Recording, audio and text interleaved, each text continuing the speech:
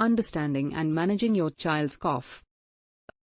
A cough is a common symptom, especially in children. While most coughs are harmless, it's important to know when to seek medical attention. Common causes of a cough in children.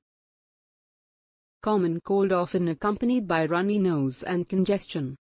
Flu, asthma, seasonal allergies. When to seek medical attention.